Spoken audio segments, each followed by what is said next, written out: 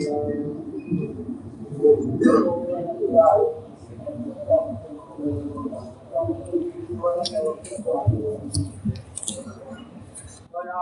بالله من شرور أنفسنا ومن سيئات أعمالنا من يهده الله فلا مضل له ومن يضلل فلا هادي له وأشهد أن لا إله إلا الله وحده لا شريك له وأشهد أن محمدا عبده ورسوله اللهم صل على سيدنا ومولانا محمد وعلى آل سيدنا ومولانا محمد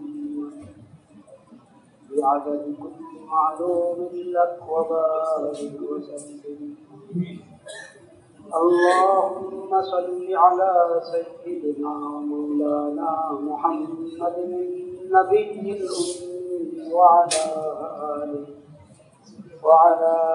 آله وصحبه وسلم تسليما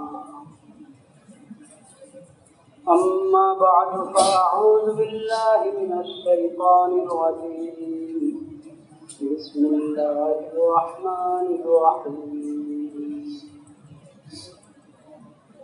يا أيها الذين آمنوا اتقوا الله حق تقاته ولا تموتن إلا وأنتم مسلمون صدق الله مولانا العظيم وصدق رسوله النبي الكريم ونحن على ذلك من الشاهدين والشاهدين والحمد لله رب العالمين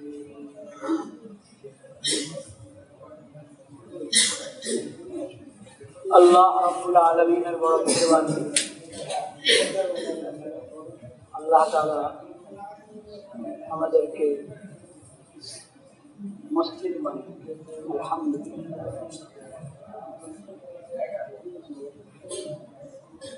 ঈমান এবং ইসলামের চেয়ে বড় কোনো নেয়ামত নেই।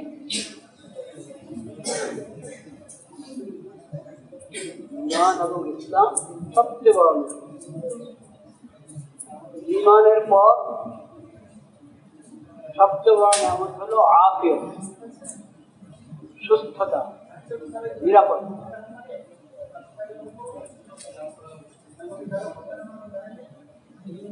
এই দুই নিয়ামত যে পেয়েছে, ঈমান ও ইসলামের নিয়ামত এবং আফিয়তের নিয়ামত, নিরাপদ জীবন, সুস্থ জীবন,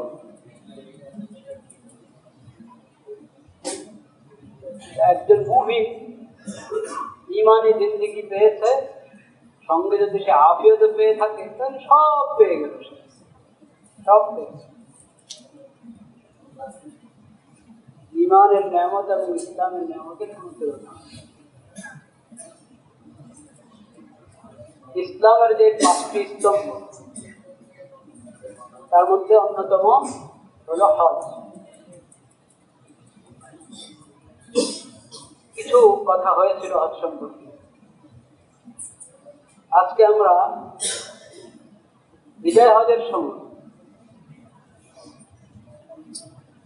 সর্বশেষ নবী, শ্রেষ্ঠ নবী এবং বিশ্ব নবী রাহমাতুল আলামিন খাতামুন নবিয়্যিন হযরত মুহাম্মদ মুস্তাফা সাল্লাল্লাহু আলাইহি ওয়া আলা আলিহি ওয়া সাল্লাম তার যে ঐতিহাসিক ভাষণ ছিল এই বিদায় হজ, ওই ভাষণের কিছু অংশ আজকে আমরা আলোচনা করব। বিদায় হজের মধ্যে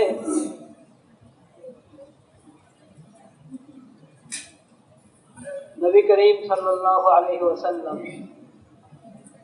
আরাফাতে তো খুতবা দিয়েছেন। আরাফার দিনে 9 যুলহজ এবং সেই 9 যুলহজ ঘটনাক্রমে সেটা জুমার দিন ছিল। বিদায় হজের এই 9 যুলহজ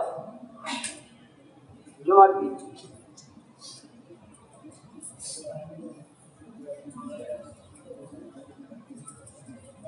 সেখানে নবী করিম সাল্লাল্লাহু আলাইহি ওয়াসাল্লাম খুতবা প্রদান করেছেন। মিনাতেও খুতবা প্রদান করেছেন। বিদায় হতে বিভিন্ন প্রসঙ্গেই একাধিকবার নবী করিম সাল্লাল্লাহু আলাইহি ওয়াসাল্লাম ভাষণ দিয়েছেন। ওই ভাষণগুলোর মধ্যে কিছু কথা তো একাধিকবার বলেছেন নবী করিম, বারবার করে সতর্ক করেছেন, একাধিক খুতবাতে বলেছেন।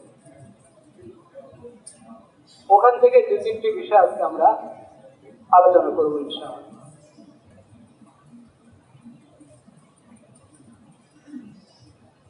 নবী করিম সাল্লাল্লাহু আলাইহি ওয়াসাল্লাম ভাষণের শুরুতে যে মাসনুন খুতবা, যে খুতবা সাধারণত আমরা জুমার খুতবাতে পাঠ করে থাকি, ঈদের খুতবাতে, বিয়ের খুতবাতে শুরুতে আল্লাহর হামদ, সানা এবং শাহাদাত, এটা কিন্তু নবী করিম সাল্লাল্লাহু আলাইহি ওয়াসাল্লাম যে কোনো গুরুত্বপূর্ণ বিষয়ে কথা বলতে চাইতেন, কথা বলার আগে এই হামদ, সানা এবং শাহাদাত এই সুন্নাত অনুযায়ী পড়া হয়েছে।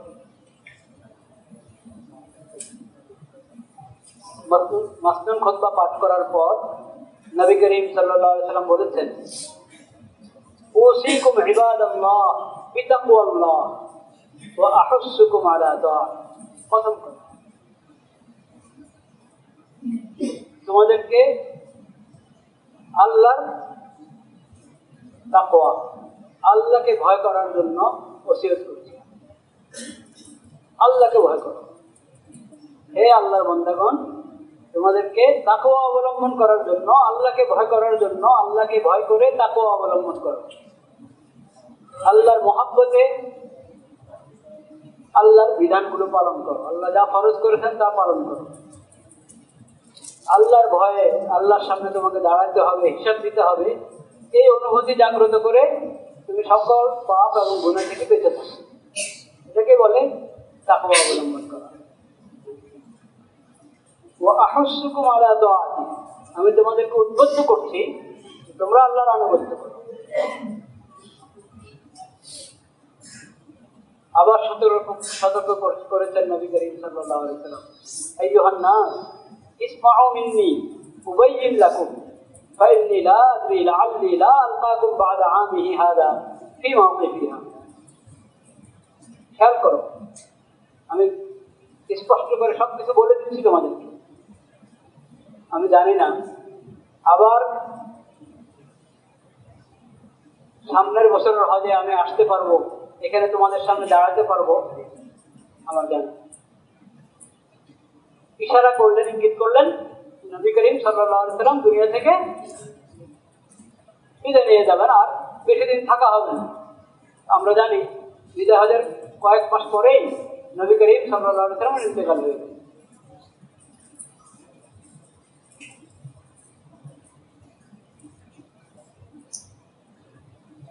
আর এক হজ পর্যন্ত দুনিয়াতে থাকে।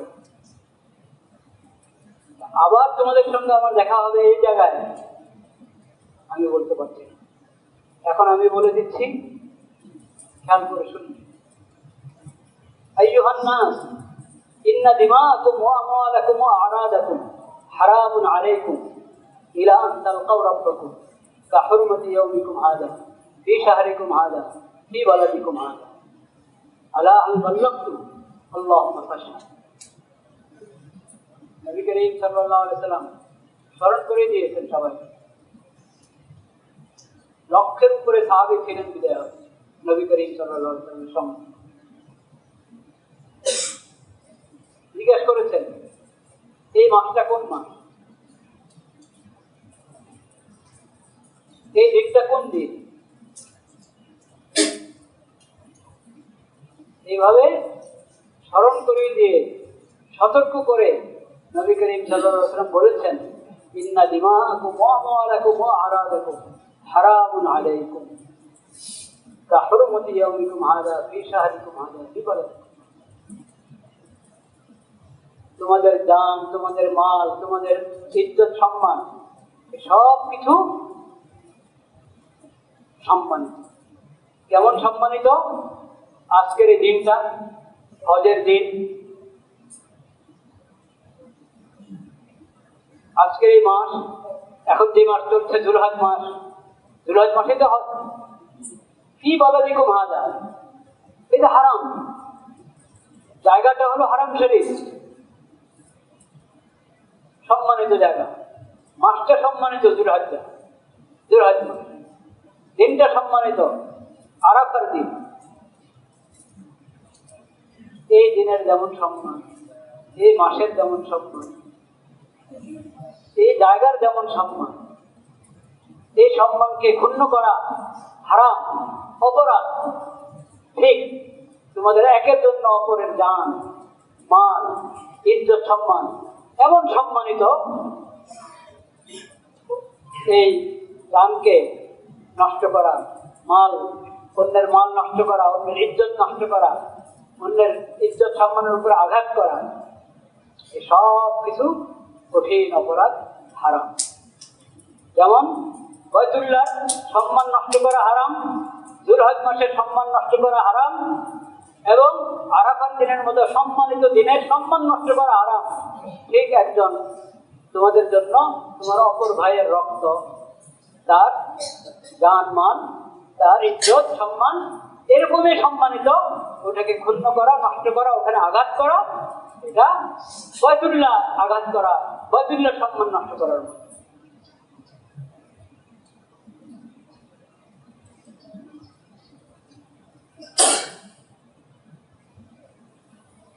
আল্লাহুল বাল্লাগ, আমি কি আল্লাহর বিধান পৌঁছালাম তোমাদেরকে?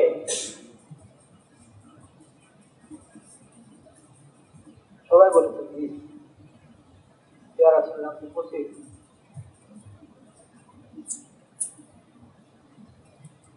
নবী করিম সাল্লাল্লাহু আলাইহি ওয়াসাল্লাম বলেছেন, আল্লাহ আপনি সাক্ষী থাকেন, আমি আপনার আমানত পৌঁছে দিয়েছি, আপনার বার্তা আপনার বন্দাদের কাছে পৌঁছে দিলাম।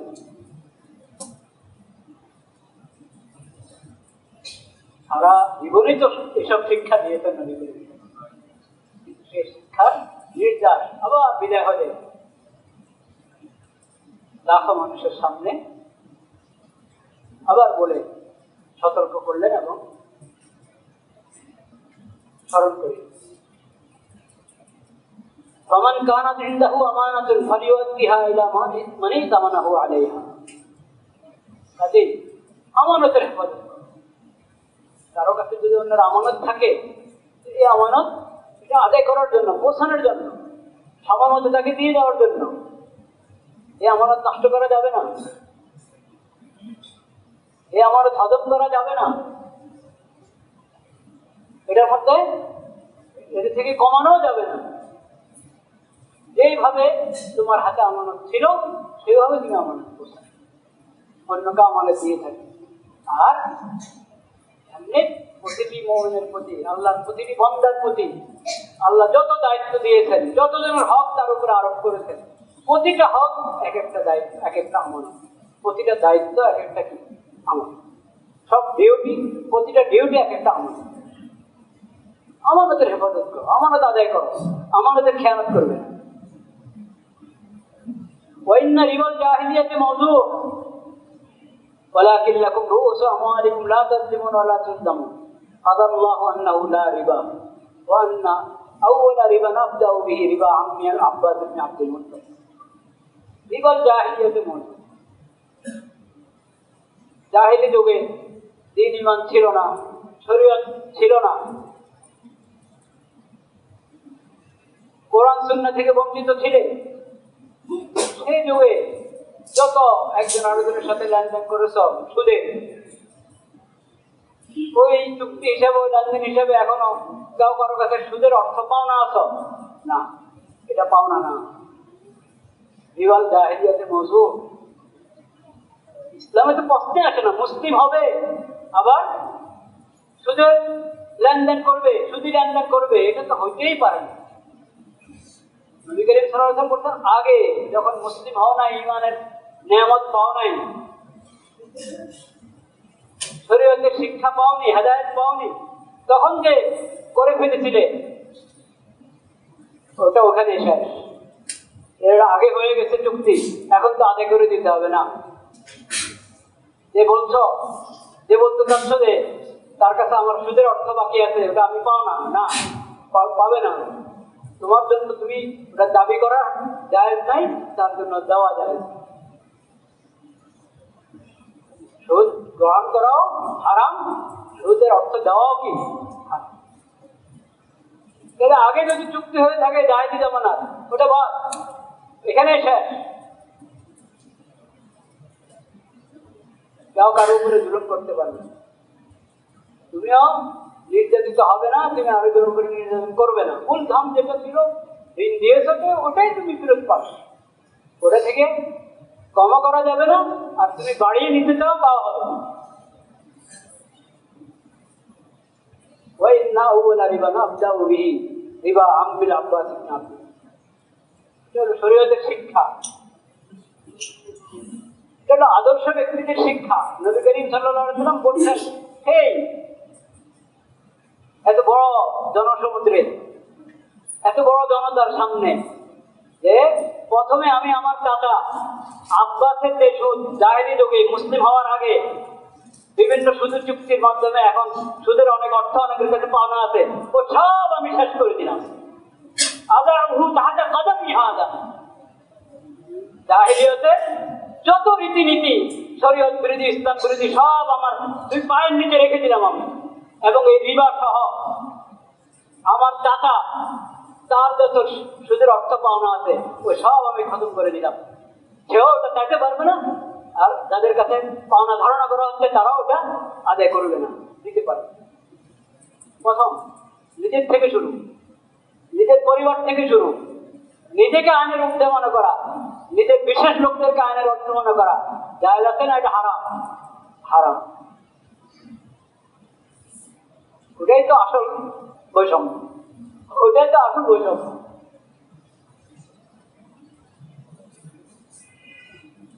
ইসলামে যে দণ্ডবিধি এত কার্যকর, ওটা খালি বিধান হিসেবে ঘোষণা হলে আমলের আগে দেখবেন যে দেশের মধ্যে কিভাবে শান্তি আসে এবং অপরাধ কিভাবে খতম হয়ে যায়। চুরির শাস্তি কি? চুরির শাস্তি হাত কাটা। বলতে ভয় পাচ্ছেন নাকি?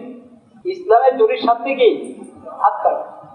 এই শাস্তি প্রয়োগ হলে হাত কাটা যাবে না, এক দুজনের হাত কাটা যেতে পারে, এক দুজনের হাত কাটা যেতে পারে। এরপরে চুরিও শেষ, সবার হাতও সংরক্ষিত থাকবে। এটা হলো ইসলামের বিধান, যেটাকে ভয় পাচ্ছে, মুসলিম হয়ে ভয় পায় অনেকে, জানে না যে এটার মধ্যে শান্তি, এটার মধ্যে নিরাপত্তা। ইসলাম ছাড়া অন্য জায়গায় যদি শান্তি তালাশ করা পাওয়া যাবে? কখনো কখনো পাওয়া যাবে। ইসলামের অর্থের মধ্যেই তো শান্তি, ঈমানের অর্থের মধ্যেই তো নিরাপত্তা। ইসলামের শব্দের মধ্যে মৌলিক দুটো অর্থ, একবারে মূল ধাতু ইসলাম, ওটার মধ্যে দুটো অর্থ। একটা হলো আল্লাহর সামনে সারেন্ডার করা, নত হয়ে যাও আল্লাহ বিধানের সামনে, আল্লাহ শরীয়তের সামনে, তাহলে সব শান্তি। দুটো অর্থ, শান্তি আর আল্লাহর সামনে নত হওয়া। ঈমান দুটো অর্থ, আল্লাহর প্রতি বিশ্বাস, আল্লাহর প্রতি বিশ্বাস আর নিরাপত্তা। ঈমান আনো, আল্লাহর প্রতি বিশ্বাস রাখো, আখিরাতের প্রতি বিশ্বাস রাখো, কোরআনের প্রতি বিশ্বাস রাখো, তাহলে নিরাপত্তা ভোগ করতে থাকো। ঈমান, আমল, ইসলাম এবং সিল।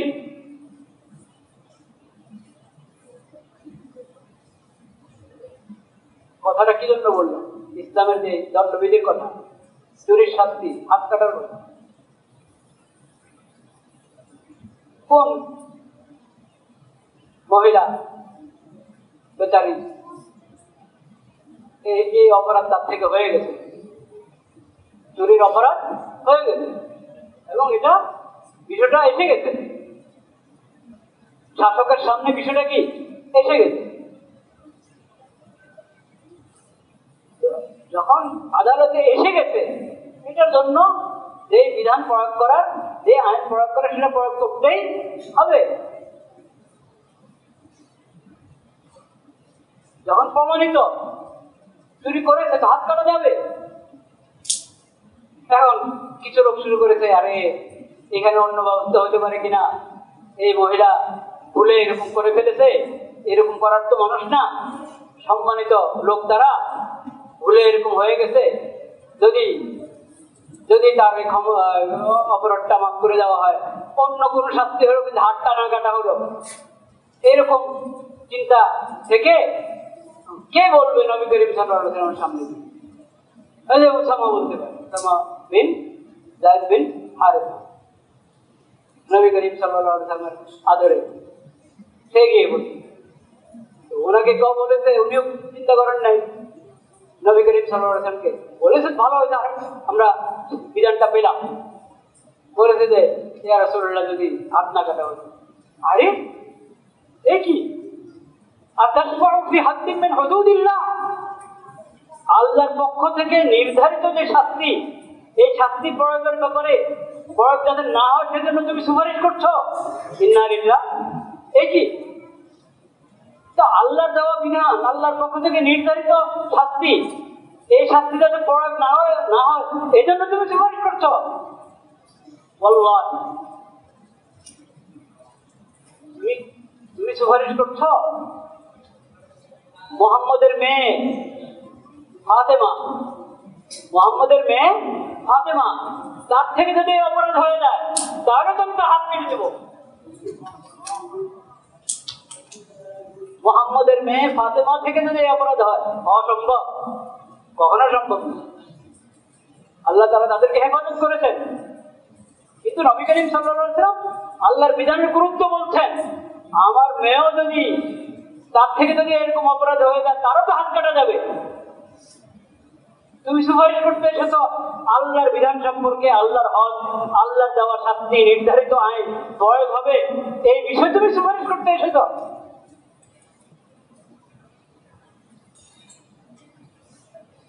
তো নবী করিম সাল্লাল্লাহু আলাইহি ওয়াসাল্লাম নিজেকে দিয়ে, নিজের পরিবার থেকে, নিজের খানদান থেকে প্রয়োগ শুরু করেছেন আইনের, শরীয়তে। وإن دماء الجاهلية موضوعة وإن أول دم نبدأ به دم عامر بن الحارث ربيع بن الحارث وإن مآثر الجاهلية موضوعة غير البدانة والسقاء مآثر الجاهلية জাহিলি যুগের সমস্ত রীতিনীতি এখানে বাতিল করে দাও, সমস্ত। কারণ আল্লাহ তোমাকে শরীয়ত দিয়েছেন, নবীর সুন্নাত এবং শরীয়ত, এটা হলো তোমাদের জন্য এখন। নবীর আল্লাহ দেওয়া শরীয়ত হলো আইন, আর নবীর সুন্নাত হলো তোমাদের জন্য কি? আদর্শ। জাহিলিয়াতের রীতিনীতি সব বাতিল করে দিয়েছেন। হ্যাঁ, এই যুগে যদি ভালো কিছু থাকে সেটা চলতে থাকবে। এই যুগে কোনো ভালো কিছু, ভালো রীতি থাকলে, শরীয়ত সম্মত, সুন্নাত সম্মত কিছু থাকলে সেটা চলতে থাকবে। যেমন সেই জাহেলি যুগের কাফের তারাও মসজিদের কি করতো? এবং জমজমের পানি খাওয়াইতো হাজি সাহেবদের। এরকম মেহমানদারি ছিল, জনকল্যাণমূলক কিছু কাজ ছিল সে সময়। যেগুলো ভালো সেগুলো চলতে থাকবে, কিন্তু যেগুলো ইলমে ওহীর অভাবের কারণে, দ্বীন শরীয়তের অভাবের কারণে যত গলত নীতি ছিল, সব কিছু আল্লাহ শরীয়তের মাধ্যমে, কোরআনের মাধ্যমে বাতিল করে দিয়েছে। ওয়া মুবতাগিন ফিল ইসলামি সুন্নাতান জাহিলিয়া, ইসলামের নিয়ামত পেয়ে মুসলিম হয়ে জাহিলিয়াতের রীতিনীতি খুঁজবে, এটা হতে পারে না। এটা তো লানতের কারণ।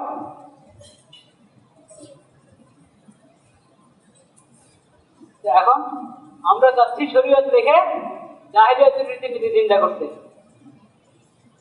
ঠিক কিনা?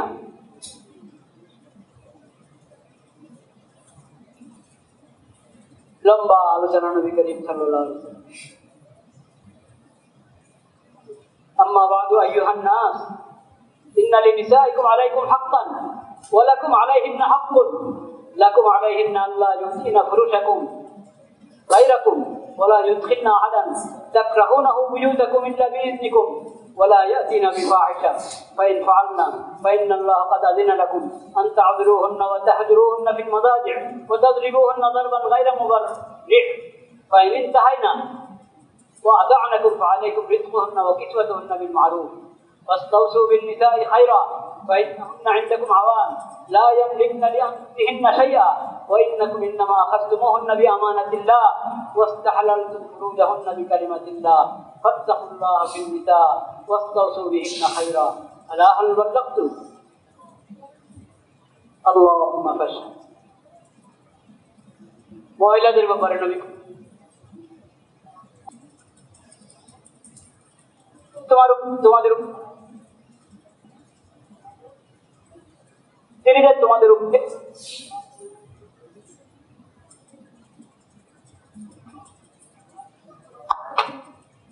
সে হকগুলো নবী করিম সাল্লাল্লাহু আলাইহি ওয়াসাল্লাম বলেছেন। ওই হকগুলোর মধ্যে একটি হক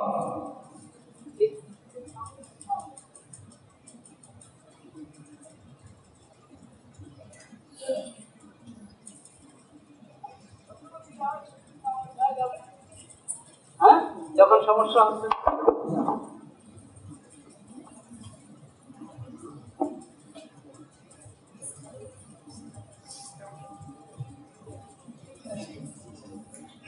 নবী করিম সাল্লাল্লাহু আলাইহি ওয়াসাল্লাম বলেছেন তোমাদের স্ত্রীদের হক আছে তোমাদের উপর এবং তোমাদেরও হক আছে তাদের উপর। তোমাদের উপর স্ত্রীদের উপর তোমাদের কি হক? এখানে আমি দুটা শুনেছি, অনেক কথা বলেছেন, দুইটা কথা বলছি। আল্লাহ ইউতিনা ফুরুশাকুম গায়রাকুম, তোমাদের বিছানায় অন্য কাউকে দাওয়াত দিতে পারে না তারা। চিন্তা করেন 1450 আগে আগে নবী করিম সাল্লাল্লাহু আলাইহি ওয়াসাল্লাম বলে দিয়েছেন। তখন আর মানুষের হয়তো চিন্তা করতে দিয়ে দেখি এটা আবার বলতে হয় না। তোমাদের বিছানা অন্য কাউকে তারা দাওয়াত দেওয়ার কি রাখে না, অধিকার রাখে না, অনুমতি দেওয়ার অধিকার রাখে না। এমনকি তোমাদের ঘরে এমন কাউকে ঢোকার অনুমতি দিতে পারে না যাকে তুমি পছন্দ করো না। তুমি চাও না যে তোমার ঘরে এই লোকটা আসো, তো তোমার স্ত্রী তোমার বিরুদ্ধে অনুমতি দিতে পারে না ঘরে আসা। আর বিছানায় কাউকে অনুমতি দিবে এটা তো প্রশ্নে আসে না।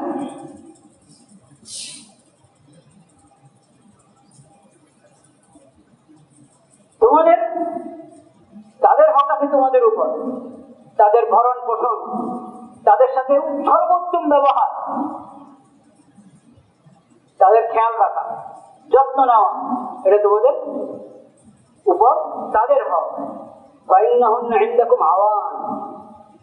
তোমার তত্ত্বাবধানে আছে, তোমাকে বুঝতে হবে তোমার স্ত্রী, তোমার মেয়ে, তোমার বোন, যাই তোমার অধীনে যারা আছে তোমার তত্ত্বাবধানে আছে তারা।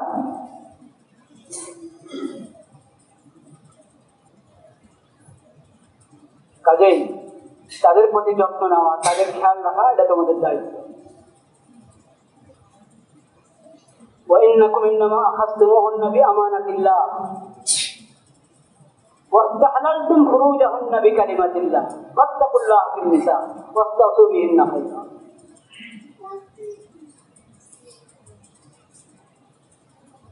তোমার স্ত্রী হলো কিভাবে? তোমার স্ত্রী হলো কিভাবে? তোমার স্ত্রী তোমার জন্য হালাল হলো কিভাবে? নবী করিম সাল্লাল্লাহু আলাইহি ওয়াসাল্লাম স্মরণ করে দিয়েছে।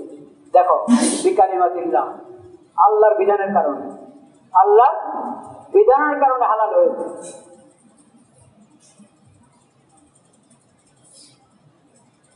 আল্লাহর বিধান মতে বিয়ের সূত্রে বিয়ে আবদ্ধ হয়ে তুমি তাকে তোমার ঘরে এনেছ, এটা আল্লাহর আমানত। এই স্ত্রী আল্লাহর আমানত। পরে তোমার ঘরে সন্তান হয়েছে, তারা আল্লাহর আমানত। তোমার বোন রেখে গেছে তোমার বাপ, তার আমানত, আল্লাহর আমানত। আখাযতুমুহুন্না বিআমানাতিল্লাহ ওয়াস্তাহলালতুম ফুরুজাহুন্না বিকালিমাতিল্লাহ। আল্লাহর বিধানে হালাল হয়েছে। আল্লাহর বিধান যদি না হতো, অন্য 10 জন যেমন তোমার জন্য হারাম, এও কি ছিল? হারাম ছিল। আল্লাহর বিধান যে ইজাব করো, কবুল করো, প্রস্তাব এবং কবুলের মাধ্যমে সাক্ষীর সামনে যথা নিয়মে বিয়ে পড়ালে তখন সে তোমার স্ত্রী হবে, তার সঙ্গে সংসার করা তোমার জন্য হালাল হবে। আল্লাহর এই বিধান মোতাবেক হালাল হয়েছে, নয়তো হালাল হতো না। এই বিধান মোতাবেক হালাল হওয়ার পর তুমি গ্রহণ করেছো, তাকে তোমার ঘরে এনেছ, আল্লাহর আমানত এনেছো তোমার ঘরে। এই কথা মনে রাখতে হবে তোমাকে, আল্লাহর আমানত। আল্লাহর আমানত সম্পর্কে জিজ্ঞেস করবেন কিনা? করবেন না? এই মহিলাটাকে তো আমি তোমার কাছে আমানত দিয়েছিলাম, তুমি এই আমানত যথাযথ রক্ষা করেছ না আমানতের খেয়ানত করেছ? এই কথা মনে রাখো। আলা ফাস্তাউসু ফিন নিসাই খায়রা, আলা ফাত্তাকুল্লাহ ফিন নিসা ফাস্তাউসু বিহিন্না। আল্লাহকে ভয় করো, আল্লাহর আমানত। এরপরে কোনো কথা থাকে? এর চেয়ে গভীর এবং এর চেয়ে মজবুত উপস্থাপনায় আর কি বলা যেতে পারে? নবী করিম সাল্লাল্লাহু আলাইহি ওয়াসাল্লাম যেভাবে সতর্ক করেছেন এবং বিদায় হজের মধ্যে এবং ঐতিহাসিক ঘটনার মধ্যে, দুনিয়া এটার কোনো বিকল্প দেখাতে পারবে না, না আগে না পরে কোনো বিকল্প দেখাতে পারবে না। যে নবীজির ভাষণের মধ্যে মেয়েদের ব্যাপারে এই সতর্কবাণী, তাদের হকের এরকম স্পষ্ট ঘোষণা, সেই নবীর শরীয়ত রেখে, সেই নবীর সুন্নত রেখে এখন নতুন নীতিমালা তৈরি করার পায়তারা চলছে। বলেন না আলহামদুলিল্লাহ।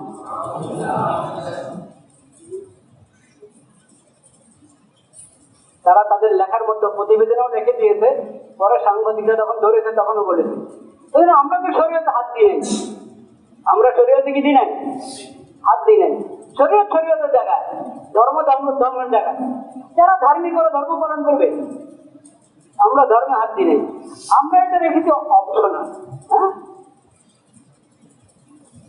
অপশন, যে শরীয়তের বাইরে, ধর্মের বাইরে, দিনের বাইরে যদি চায় যাও, তো এটা একটা সিভিল কি সিস্টেম। বলেন না নাউযুবিল্লাহ। শরীয়তের বাইরে একটা নীতি ওনারা প্রস্তাব করছেন, চালু করতে চাচ্ছেন। শরীয়তের বাইরে কে মানবে? শরীয়তের বাইরে কাদের জন্য? শরীয়তের বাইরে আর একটা শরীয়তে বানাচ্ছেন, কাদের জন্য বানাচ্ছেন? কোন মুমিন মুমিনার জন্য অপশন আছে আল্লাহর বিধানের পরে? আল্লাহর বিধানের পরে কোন মুমিন মুমিনার জন্য কি নাই? কোন অপশন নাই। আল্লাহ তাআলা কি বলেছেন সূরা আহজাবের মধ্যে? সূরা আহজাব 33 নম্বর সূরা, 33 নম্বর সূরা 36 নম্বর আয়াত। বলেন 33 নম্বর সূরা 36 নম্বর আয়াত। وما كان لمؤمن ولا مؤمنة إذا قضى الله ورسوله أمرا أن يكون لهم الخيرة من أمرهم ومن يعص الله ورسوله فقد ضل ضلالا مبينا। কোন মুমিন, কোন মুমিনা, মুমিন পুরুষ, মুমিন মহিলা, কারো জন্য কোনো এখতিয়ার বাকি থাকে না, অপশন বাকি থাকে না, কোনো ইচ্ছা কি থাকে না, বাকি থাকে না আল্লাহ রাসূলের ফয়সালার পর। আল্লাহ যখন শরীয়ত দিয়েছেন, শরীয়তে যেখানে বিধান দেওয়া আছে, আল্লাহ রাসূল ফয়সালা করে দিয়েছেন, এরপরে কোনো মুমিনের জন্য, কোনো মুমিনার জন্য কোনো ইখতিয়ার বাকি থাকে না, অপশন কি থাকে না, বাকি থাকে। ومن يعص الله ورسوله فقد ضل ضلالا مبينا। যে আল্লাহর আনুগত্য করবে না, আল্লাহর রাসূলের আনুগত্য করবে না, আল্লাহর নাফরমানি করবে, আল্লাহর বিধানকে অবজ্ঞা করবে, আল্লাহর বিধানের বাইরে আলাদা বিধান সে খোঁজ করবে, ফকত ضل ضلالا مبينا। সে স্পষ্ট গুমরাহ, মানে ঈমানের গণ্ডি থেকে, ইসলামের গণ্ডি থেকে সে বের হয়ে গেল। বলতে আমরা শরীয়তে হাত দিই নাই, শরীয়তে হাত দেন নাই, শরীয়ত দিয়ে মানব মানব। শরীয়ত এমন জিনিস যার ইচ্ছা মানবে, যার ইচ্ছা প্রত্যাখ্যান করবে, এমন জিনিস শরীয়ত।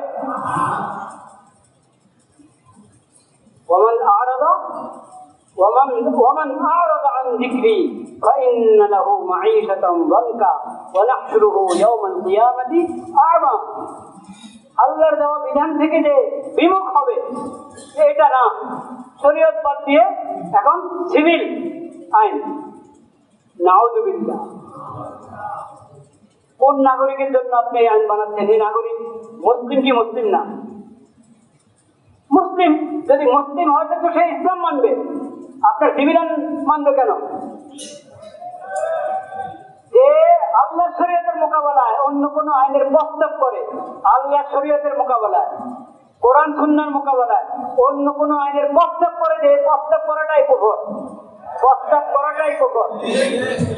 ওটা গ্রহণ করা, প্রয়োগ করা তো আরো বড় কুফর।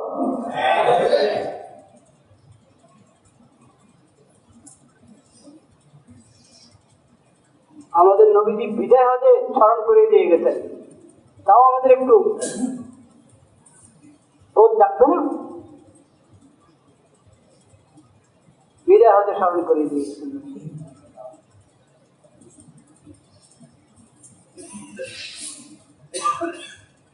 তো এই সমস্ত পণ্ডিতি খাটিয়ে এই সমস্ত পুকুরি আইন এই দেশে বাস্তবায়িত হতে পারবে না, ইনশাআল্লাহ হবে না।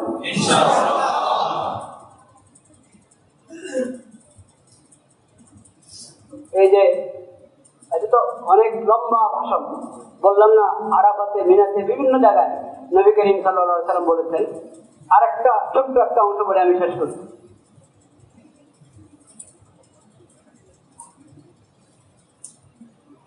মিরাজ সম্পর্কে আলোচনা আছে এবং শ্রমজীবীদের সম্পর্কে, শ্রমজীবী, কর্মজীবী,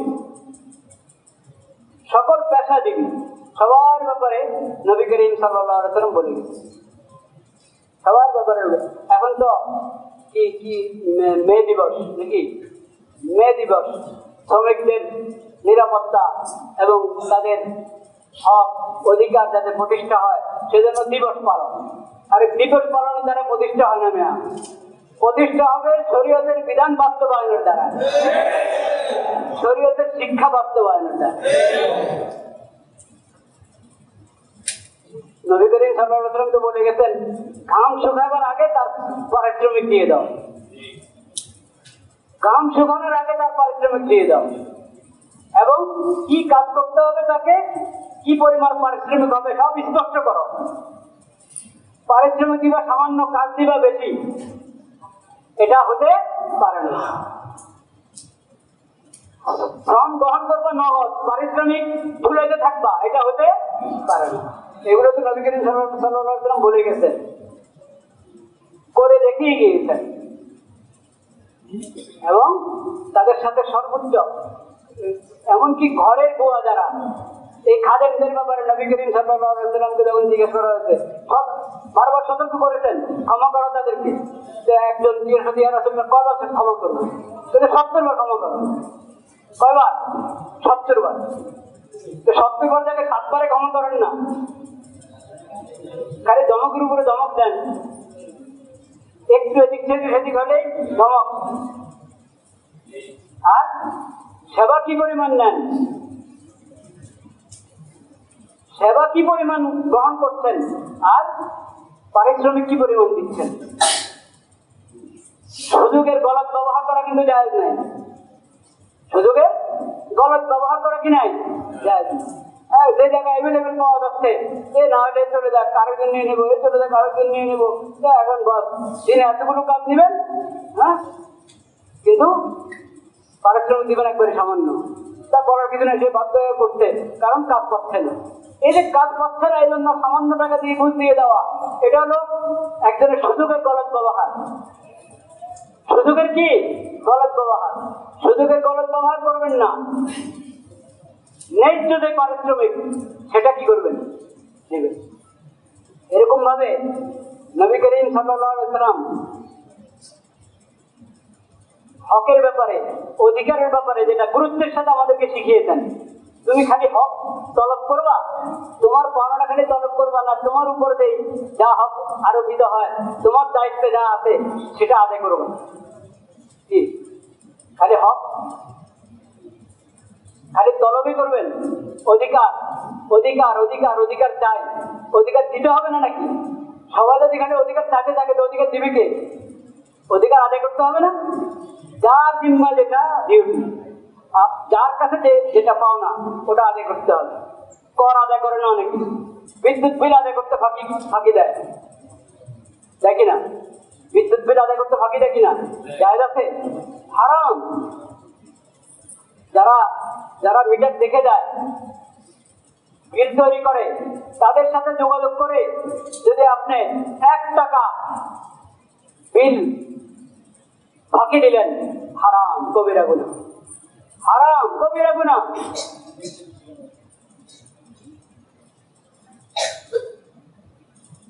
এই কাজটা আরেক হারাম। ওদের সাথে খাতির রেখে এরকম করা, ওটা তো ঘুষ। এবার মুখের খাতির আর অর্থের খাতির যেরকম খাতিরে রাখেন ওটা ঘুষ, ঘুষের কবিরা গুনাহ। যতজন এটার মধ্যে জড়িত হবে, যতজন জড়িত, বিদ্যুৎ বিল যথাযথ সরকারের কাছে পৌঁছার, যথাযথ না পৌঁছার সঙ্গে যতজন জড়িত থাকবে সবাই কবিরা গুনাহ, সবাই দুর্নীতিবাদ, সবাই কবিরা গুনাহের মধ্যে পড়বে। এরকম করা যায় করা। এখন কি কর? পৌরকর এটা এই রাস্তাঘাট অন্যান্য যত জনগণের সেবার জন্য দরকার। একটা তো সরকারের আয় এমন আছে যে জনগণ সহযোগিতা না করলেও সরকারের সব কাজ করে ফেলতে পারে, এটা সরকারের দায়িত্ব। সরকার যদি অপচয় বাদ দেয়, অর্থের কি অপচয়, অর্থের মধ্যে দুর্নীতি, রাজস্ব যেই কি বলে এটাকে, তহবিলে রাজভান্ডারের যে অর্থ, সেই অর্থের মধ্যে কোনো দুর্নীতি, কোনো ধরনের ছোট বড় দুর্নীতি হারাম। যদি সব ধরনের দুর্নীতি থেকে বাঁচা হয়, খালি দুর্নীতি, আমরা তো স্পষ্ট দুর্নীতিকে দুর্নীতি মনে করি, অপচয় এবং অপব্যয় এটাও দুর্নীতি। অপব্যয় করা, অপচয় করা এবং দুর্নীতি করা, ওটা থেকে যদি বাঁচা হয়, এবং বিলাসিতা, সরকারি অর্থ বিলাসিতার মধ্যে যদি ব্যয় না হয়, অপচয় অপব্যয় না করা হয়, আর দুর্নীতি না করা হয়, তাহলে কিন্তু সরকার নিজেই অনেক কাজ করতে পারে, জনগণ থেকে কর নেওয়ার দরকার হয় না। কিন্তু এটাও সত্য, বাস্তব যে অনেক ক্ষেত্রে সরকারি অর্থ যথাযথ ব্যয় হলো, প্রয়োজন পড়ে মানুষের থেকে, নাগরিকদের থেকে সাহায্য নেওয়া, সহযোগিতা নেওয়া। সেই হিসেবে ন্যায্যভাবে এই বাস্তব খাতে যে সমস্ত কর নির্ধারণ করা হয় সরকারের পক্ষ থেকে, এটা সরকারের হক জনগণের উপরে, সরকারের হক জনগণের উপরে। আর জনগণের উপরে যে সরকারের হক, এটা মূলত জনতা, পুরা জনগণেরই কি হক।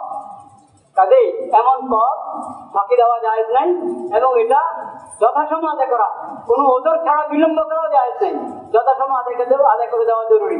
এই ব্যাপারে আমরা সবাই ইনশাআল্লাহ যত্নবান হব এবং গুরুত্বের সাথে আদায় করার চেষ্টা করব। আল্লাহ তাআলা আমাদের সবাইকে তৌফিক দান করেন। ওয়া আখিরু দাওয়ানা আলহামদুলিল্লাহ।